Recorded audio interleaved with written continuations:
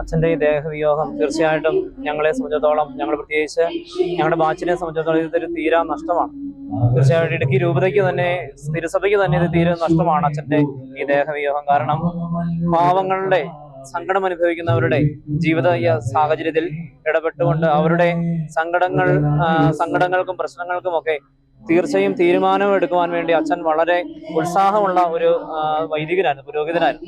തൻ്റെ ഡ്യൂട്ടിയും തൻ്റെ ഉത്തരവാദിത്തങ്ങളും ഒക്കെ കൃത്യതയോടുകൂടി ചെയ്യുക. ഇപ്പം അച്ഛൻ്റെ മറ്റ് ഭൗതികമായ കാര്യങ്ങളുമെല്ലാം വളരെ കൃത്യതയോടുകൂടിയും ഉറപ്പോടുകൂടിയും ചെയ്യുന്ന ഒരു വൈദികനാണ്. അതോടൊപ്പം തന്നെ മറ്റുള്ളവരുടെ കാര്യത്തിലും അച്ഛന് വലിയ ഒരു തീക്ഷ്ണതയായിരുന്നു. അതിന് ഒട്ടേറെ ഉദാഹരണങ്ങൾ പറയാനായിട്ടുണ്ട്.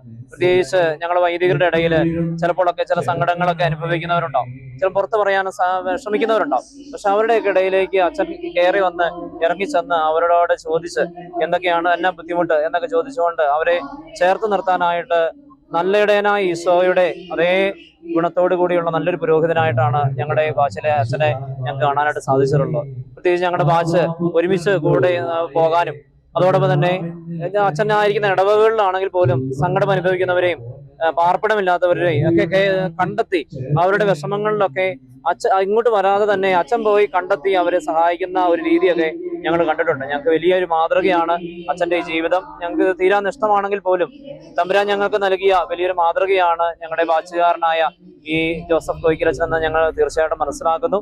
തീർച്ചയായിട്ടും അച്ഛൻ്റെ നല്ലൊരു ജീവിത മാതൃക ഞങ്ങൾക്ക് വൈദികർക്ക് എല്ലാവർക്കും നല്ലൊരു ഉത്തമ മാതൃകയാണ്. അത് തീർച്ചയായിട്ടും ഞങ്ങളുടെ ജീവിതത്തിൽ അത് പ്രാവർത്തികമാക്കാൻ ഞങ്ങൾ പരിശ്രമിക്കുന്നതുമാണ്.